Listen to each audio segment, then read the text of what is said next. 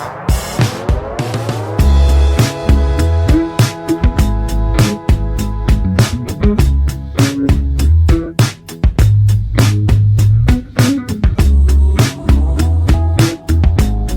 everyone. So now we'll look into the IIT JAM Inorganic Chemistry chapter wise mark distribution.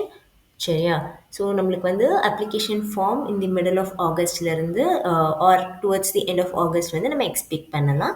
And hardly we can say 5 to 6 months வந்து உங்களுக்கு time இருக்கும். So இந்த 5 to 6 monthsல வந்து எப்படி maximum score பண்ணுறது, எதில் வந்து ஃபர்ஸ்ட் ஃபோக்கஸ் பண்ணணும் அப்படின்றதுக்கு வந்து first we need to have a clarity on எதுலெல்லாம் வந்து எவ்வளோ மார்க்குக்கு கொஷின் கேட்டு வச்சுருக்காங்க அப்படின்றதுக்கு வந்து நமக்கு ஒரு கிளாரிட்டி வேணும். ஸோ இங்கே வந்து பார்த்தீங்கன்னா நான் இன்ஆர்கானிக் கெமிஸ்ட்ரி மட்டும் எடுத்துக்கேன். ஸோ இங்கே இன்ஆர்கானிக் கெமிஸ்ட்ரியில் வந்து பார்த்தீங்கன்னா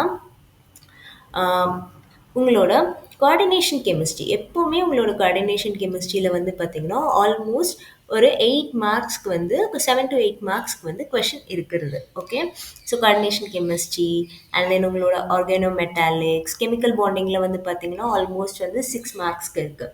so chemical bonding main group elements, so main group elements வந்து பார்த்தீங்கன்னா ஒரு 3 மார்க்ஸ்க்கு வந்து இருக்குது.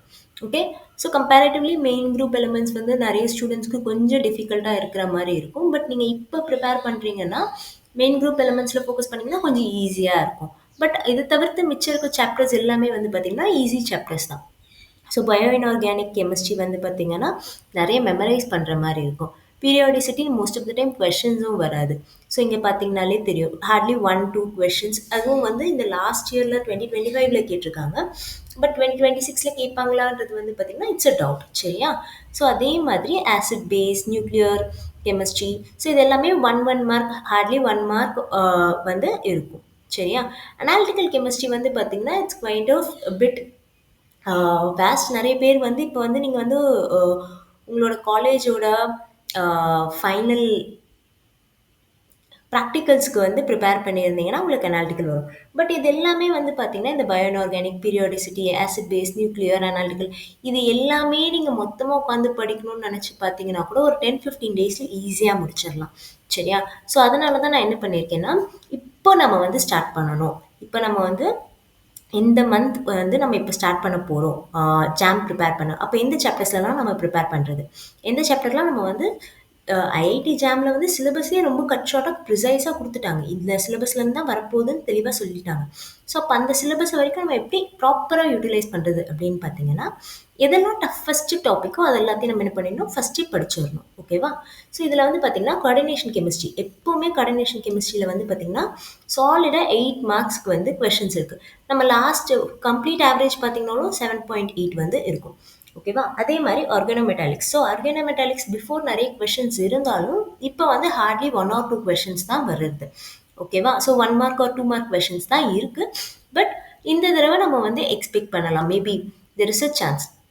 ஓகேவா? ஏன்னா லாஸ்ட் 3 இயர்ஸாக அவங்க வந்து ரொம்ப கம்மி மார்க் ஒரு 1 மார்க் or 2 மார்க்கு கேட்டிருக்காங்க.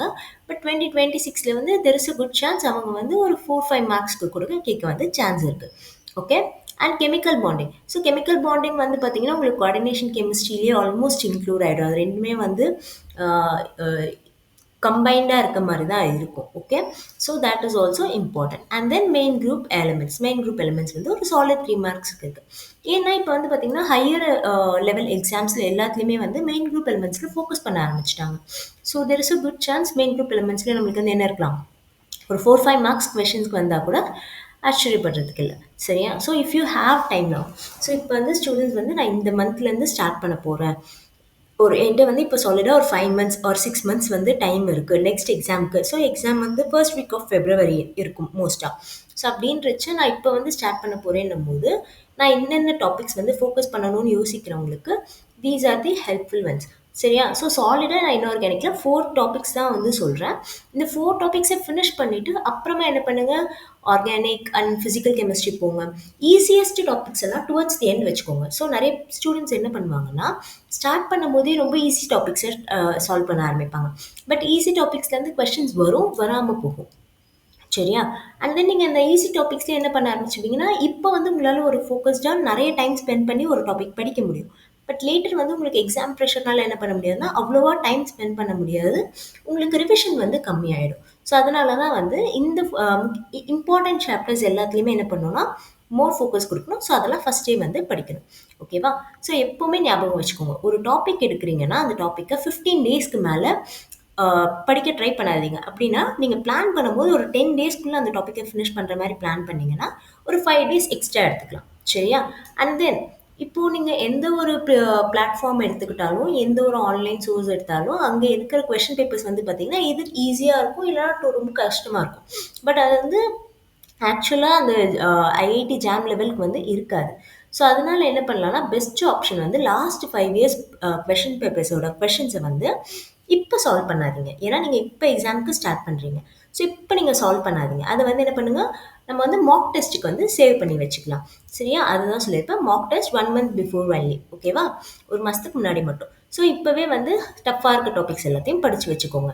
சிம்பிள் சிம்பிள் டாபிக்ஸ் எல்லாம் 2 மந்த்ஸ் ஆர் 3 மந்த்ஸ் பிஃபோர் எக்ஸாம்ஸ்க்கு வந்து எடுத்து வச்சிருங்க. சரியா?